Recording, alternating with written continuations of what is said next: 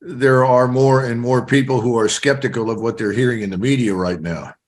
And I think that's because we've had a rather disappointing experience with the media in the past. We have been systematically misinformed in the past about various things, and people are beginning to wake up to it.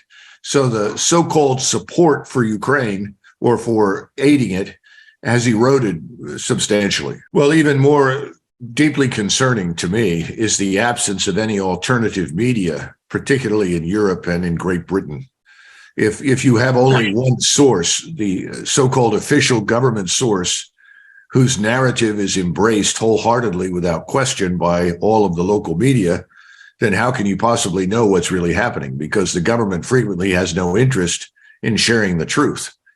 I've been involved in this sort of thing over the last few years. We are very grateful that Elon Musk has invested in Twitter, but we really need much more than that. We need platforms that have been demonetized and eliminated that were sources of the truth that are now no longer available to us. So I hope that in the future we can get some more free speech oriented people with money to help bring back these free speech platforms. Right now, anyone who disagrees with the public narrative, as you know, is immediately cast as a Putin agent or a fascist or some other ridiculous remark. This is extremely unhelpful. The people putting up the blue and yellow flags don't know what they're doing. It was a healthier environment when someone would have stood up and said, well, do we have any particular interest in Eastern Ukraine? And of course, in Parliament, you would have dead silence because there was no commercial interest in Eastern Ukraine. I remember, well, I can't remember it, but I remember reading about it. Palmerston, who was brought into Parliament in 1864, because there were a number of hotheads in the Parliament who wanted Britain to join with the Danes in a war against Austria and Prussia. Palmerston, of course, rightly thought that was insane. And he agreed he would come and speak. And he pointed out, you can envision this very easily.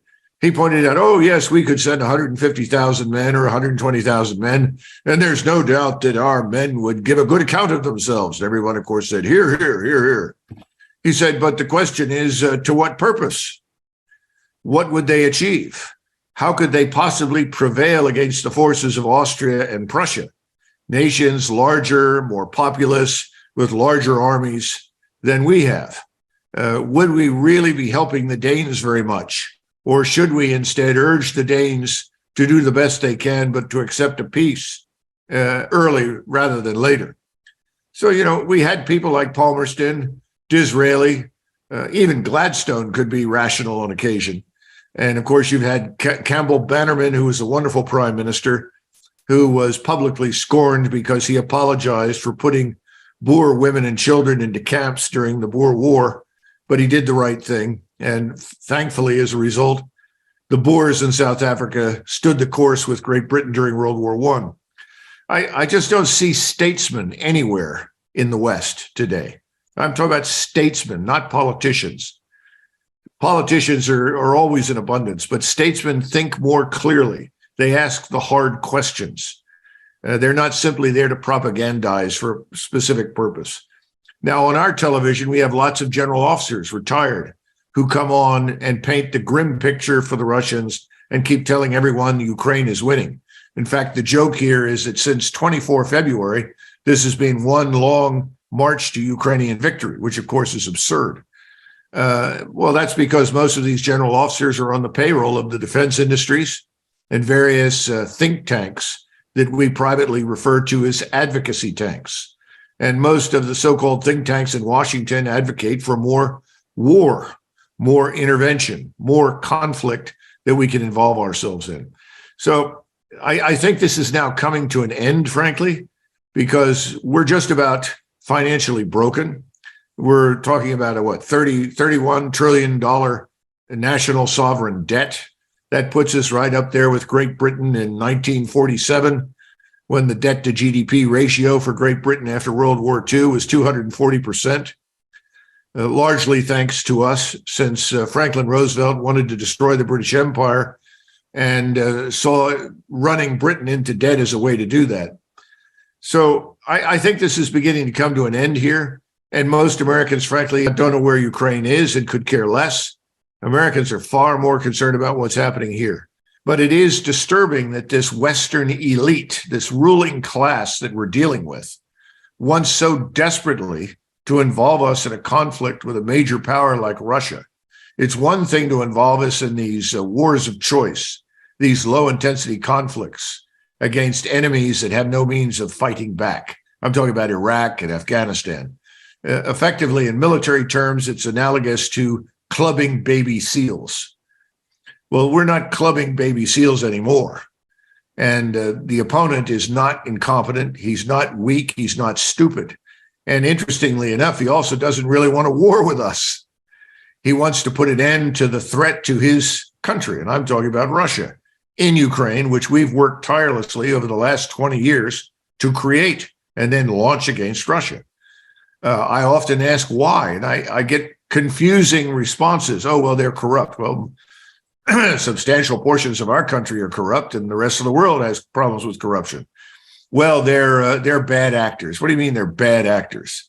You go down this list of stupid statements. Where do their strategic interests collide with ours? And in most cases, nobody can come up with an intelligent answer. It's a well-financed minority in London, New York City, and Washington that seems very interested in destroying Russia. This is now backfired. Russia is actually stronger today, financially and economically, than it was when the war began. And Russia is going to come out of this event with a much larger, more capable, and more lethal military establishment than it had at the beginning. So everything has backfired and is going to continue to backfire because we can no longer try to impose American or U.S.-led Anglo-American hegemony on the rest of the world. The rest of the world doesn't want it. Frankly speaking, we don't need it, and it's bankrupting us. So all of this is going to collapse. It's going to implode. And the Russia war, again, with Ukraine is just going to accelerate the process. People love to think of themselves as the center of the universe and as this invincible, invulnerable force on the world stage. The truth is we aren't. Again, I think this will change, at least in the United States. I know it's going to change because the vast majority of the American electorate is not interested in this. I once had when I was in the Joint Operations Center at SHAPE headquarters in NATO in 1998 to 2000, I had a Spanish general staff officer who once said to me, Douglas, the United States is not a country. It's a separate planet. Well, he was very right. We tend to live on our own planet, so to say. And as a result, we get things wrong in other places. But the good news is most Americans prefer the planet. They really don't want to involve themselves overseas. So it's always been a problem of how do you get the American people involved? How do you drag them into conflict? That was true in both world wars. It was true in Vietnam, and it's true now.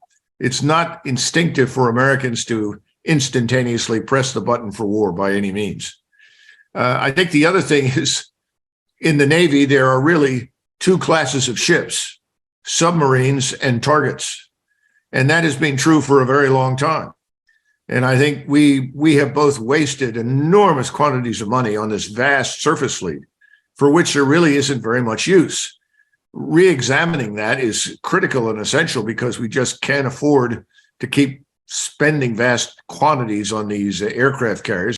Are increasingly obsolescent. Today, we talk about an aircraft carrier as useful only in permissive environments. Now, stop and think about that.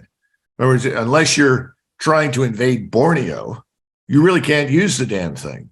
Of course, why would you want to invade Borneo? That's another question. I suppose you could use it off the coast of West Africa, but why would we want to do those things? This is a difficult proposition because it's tied up with a lot of money, a lot of jobs, as you know. All of those things come into play.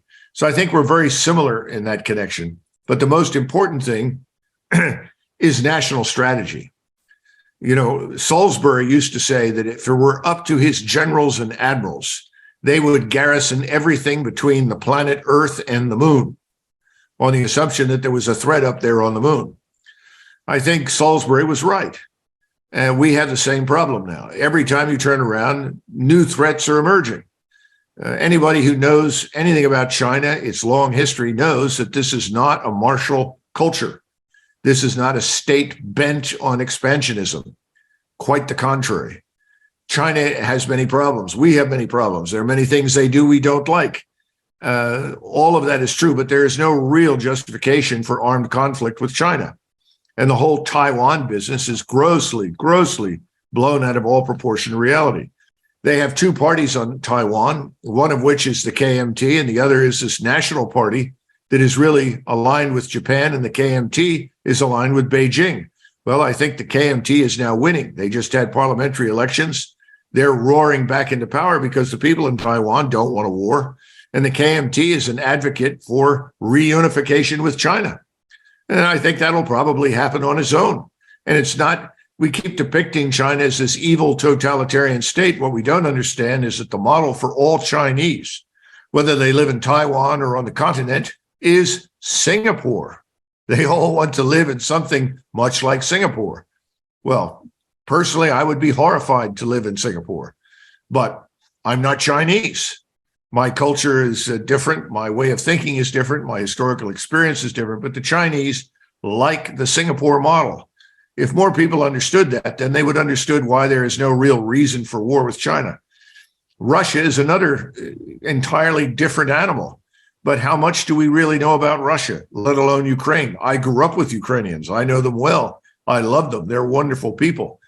They have been weaponized by the United States and London to become a threat to Russia. If we had not done that, this war would not currently be underway. The average Ukrainian was not hot to go to war with Russia.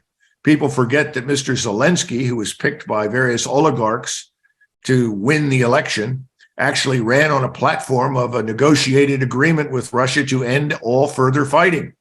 And he was overwhelmingly elected, even in the western part of Ukraine, where he had very little support, because the Ukrainians weren't interested in this war. So we once again have subverted the natural process, and we brought on this war that is doing enormous damage, not just to Ukraine, but to Europe, and by implication, long-term, to Great Britain and us, all of which is unnecessary. We don't live in 1900. We live in 2022, soon to be 2023. Our commercial interests and Russia's are not that different. So this doesn't have to happen. But again, we have a small, well-financed minority in charge, and no one will admit that this was a terrible mistake. But we're going to see in the next few weeks massive offensives by the Russians to end this war. And it's going to have a terrible impact on Ukraine. I don't know that millions of Ukrainians will ever come home again. And what remains will be wounded for decades. And all of that because we decided we wanted a war with Russia that we were convinced would harm Russia. And ultimately, Russia has not been harmed. There's always this intention to confuse contemporary Russia, which is an Orthodox Christian state that sits on the foundation of Russian Orthodox Christian culture, with the Soviet Union. This is not the Soviet Union. It does not embrace an ideology of relentless expansion. There is no revolutionary current in the Russian mindset today. Russia simply wants to survive and do business with its neighbors in most cases. I think we've done ourselves a terrible disservice by misrepresenting Russia. And of course, you know, people will say, well, it's autocratic. It's not sufficiently democratic. Well, I could find a lot wrong with our alleged democracy here in the United States. All of our big cities are fraught with corruption. Elections are handled very poorly, have been for decades. The notion that we have free and fair elections is misleading inside these large urban areas. So I guess my problem has always been with the simple truth that if you live in a glass house, you shouldn't throw stones. We are by no means perfect. Why are we insisting that everyone else have to be perfect, or then we treat them as an enemy? This is this sick, demented globalist culture. If you don't accept that climate change is imminent, and if we don't bankrupt ourselves trying to quote unquote stop it, which is absurd, frankly, that somehow or another we are evil and deserve the worst. It's crazy. It's insane. We have become unbalanced in our thinking across the English-speaking world. The least reasonable people I run into today are frankly people from the English-speaking world. They have this fuzzy-headed idea that we are morally superior to everyone else. I guess we've substituted moral superiority for racial superiority. It's all nonsense. I still think it will end, but it's not going to end until the suffering and pain that we are feeling now for reasons to do with bad economic decisions come home to roost. The British made the mistake in 1914 of confusing itself over this, dragged themselves into a war they really didn't need to fight. You know, Bismarck's Germany was another good example. Bismarck chastised the second German Kaiser for sending brand new German naval combatants into the Baltic. And he said, "Why did you do that, Your Majesty?" And of course, the Kaiser's answer was, "Well, I want the Russians to know we're strong." And his answer was, "The only thing you did was remind the Russians of their own weakness. That's the last thing we want to do." And then he moved down the road with the British and the British Navy. He said, "Why are we building this Navy at all? We don't need it." And he said, "Well, you know, we have to be a great power. Britain's a great power. If we don't have a big Navy like Great Britain, we can't be a great power." Said, "Nonsense. We have the greatest land power in the world. Everybody knows that. We don't need a big Navy." There's no sort of rational calculus like this going on in London or Washington. If it did, I guess we'd all be sitting with stacks of cash in our bank accounts and very healthy, prosperous economies, because there's just no reason for conflict and war in Ukraine today against Russia. None, as far as we're concerned. On the other hand, we should all be interested in bringing this to a close. Now we're going to have a absolutely destroyed Ukraine with millions of Ukrainians fleeing that have no place to go. This is going to harm Europe beyond belief. It's incomprehensible that people can't see it. There's nothing noble and glorious about destroying Ukraine, which is what we've done. Two things. First of all, we haven't been at war since 1965. We talk about it, but really we weren't at war. In other words, we fought these actions on the cheap. These are what Clausewitz refers to as wars of observation. We call them wars of choice. In other words, whether you wage them or not probably doesn't make much difference in the grand scheme of things.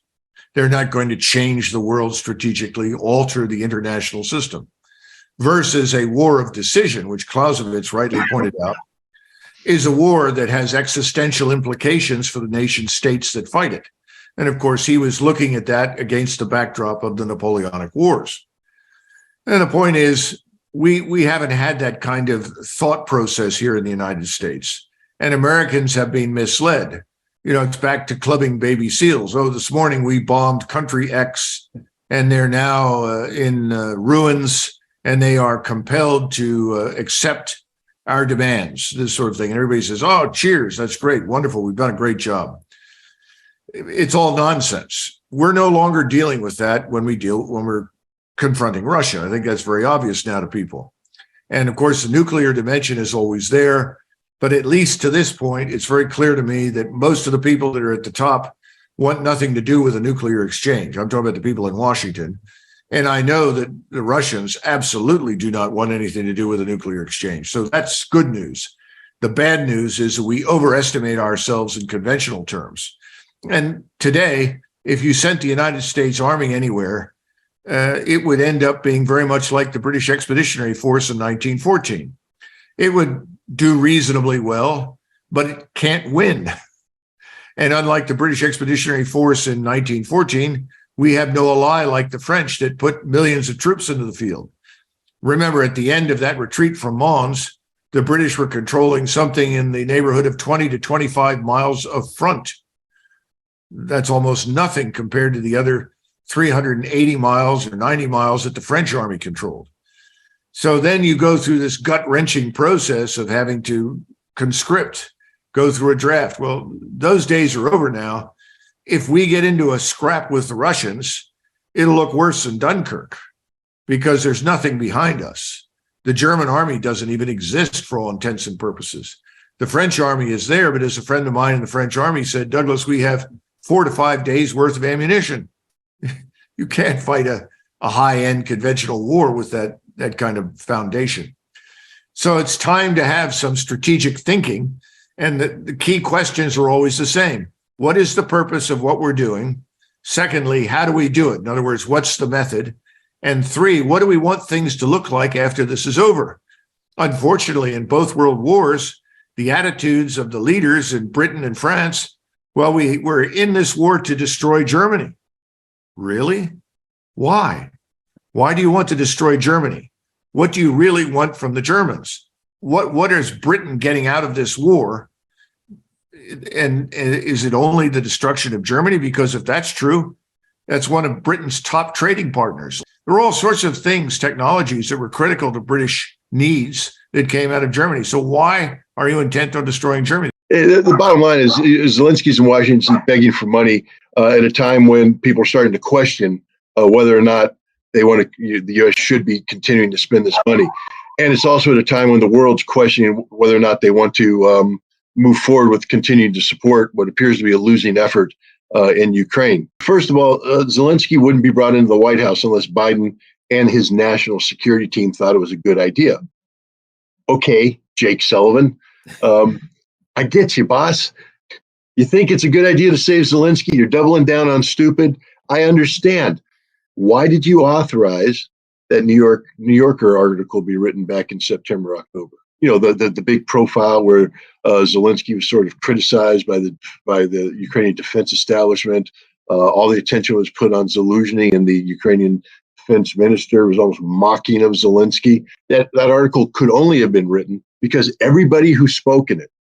You know, we put a guy in jail, Mr. Hale, Daniel Hale, I believe, the drone guy, because he had the audacity to say that this was bad policy. I mean, that we were killing civilians, we weren't doing. He was telling the truth, but gosh, you weren't allowed to tell the truth because you're giving away national secrets. You weren't authorized to say that. Okay, fair enough. Everybody who spoke to that in that article was giving away top secret information, highly classified information. That they, in doing so, if you're using the Hill, the Daniel Hill precedent, they should all have been arrested and rotting in jail as we speak. But they're not. They're all out there doing their life. Why? Because they were told to say these things. Why? Why would somebody give them permission to do this article that put Zelensky down? And the only person that could have given that permission was Jake Sullivan, because I reverse engineered that article and put all the stuff together. That the order came from Jake Sullivan, who himself gave an interview as part of that article, that you guys can talk about this. This is the thematic we want. So you did that, and now you're inviting Zelensky to Washington, D.C. I mean, this is schizophrenia. I mean, I think we have to rename him Sybil. Well, I had a moment of extreme conspiracy theory. I don't like to give voice to it because, of course, it won't happen, and everybody's like, well, Ritter's just a wacko. But that it's a one-way trip. That you bring Zelensky out and then he doesn't go home. And I'm not talking about killing him or anything. It's just that hey boss, your time has come. You're going to stay here for a while. Zaluzhny is going to take over. It's sort of like yanking the pitcher from the game. This is the national security equivalent of the walk to the mound. But it is fantasy driven, interestingly, that would be. I don't think the Biden administration is that stupid, because that just puts mud all over your face at the absolute wrong time. It starts a debate you don't want to be having. But remember, Zelensky's been having trouble. He used to be able to call up and say, I want to speak here, I want to speak there, I want to do this, give me an Oscar, give me this, give me that. He tried to speak at the World Cup, and they said no. And so I just think that he's on the way out. I don't think they're going to prevent him from going home. I do think that Zelensky will go back home. I think he was brought here purely for the money, but it shows a policy in total disarray in the United States. The Biden administration's policy towards, because what's the big zinger in this new aid packet? Patriot missile.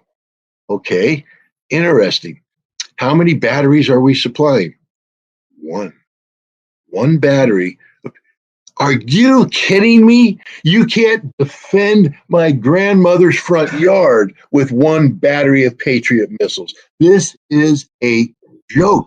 And beyond that, it's going to take 5 months to train these guys. So in 5 months, the Ukrainians will get one battery of Patriot surface-to-air missiles that will survive less than 1 week in combat. First of all, it may never work because it's a very difficult system, very temperamental system. I don't want to be accused of telling the Russians how to do this. They're smart. They know how to read. They can read all the publicly available reports about how the Patriot system gets spoofed, how it does this, what happens. And I can just guarantee the Russians have a whole bag of tricks to sit there and toy with these guys like a kitten toys with a mouse before it kills. It brings me back to in January of this year, when all the reports were coming out that Russia's going to invade tonight. Russia's going to invade at 3 a.m. At 4:23 a.m., the Russian tanks are going to cross the border, and this is the U.S. government saying all this. And of course, that never happened. And and I said, well, here's the problem. Russia's got no legal foundation in place to invade Ukraine in January. I said, I don't see this invasion happening until certain things occur, like the Donbass declares their independence. Russia recognizes the independence. The parliament then, requests that a new security arrangement be made, that Putin signs off on it. And you create this collective security agreement that serves as the foundation of the Article 51 justification for preemptive self-defense. That all happened in February. And then, of course, Russia went in. People are sitting there saying, the Russians are going to thrust on Kiev. And I'm like, with the Belarusians, that the Belarusians are going to join them. I'm like, man, I've been listening to Lukashenko, and that's the last thing he said he wants to do. He said, it's not my job. My job isn't to invade Ukraine. My job is to protect Russia's rear, prevent people in the Baltics and Poland from stabbing Russia in the back through Belarus. And he's right. I mean, what is the legal justification for Belarus to go into Ukraine? There is no legal justification. It causes a lot of problems unless, and here we come, they finalize this union that the Russia's been pressuring Belarus to engage in for a long time. Lukashenko's not been a fan of it, but I think when Belarus had its presidential election in August, I think, of 2020, and there was a lot of controversy with the opposition, and now you have the Belarusian version of Juan Guaido in Lithuania. Being told that she's the president of Belarus, and they have a government exile, and the European Union recognizes her. I mean, this kind of stuff. And then there was attempted a color revolution to overthrow Lukashenko. Very dramatic scenes of him getting off of a helicopter at his presidential palace wearing body armor and an AK-47 magazine inserted, saying, You're going to have to come and kill me before I release this. But it's serious stuff. It's dramatic, but it's serious stuff. And he was saved by Russia, by Putin, who provided the support necessary, the military guarantees necessary. And since then, they've been moving towards finalizing this union. And you listen to the words coming out from Lukashenko. We are still a sovereign state, he says. This is a union of two sovereign states, which is the important point he wants to make, that I am still the president of Belarus. But the fact is, you're entering into an economic and political union and military union with Russia. We now see the creation of a joint group of forces. And here's an important part that should make NATO very happy.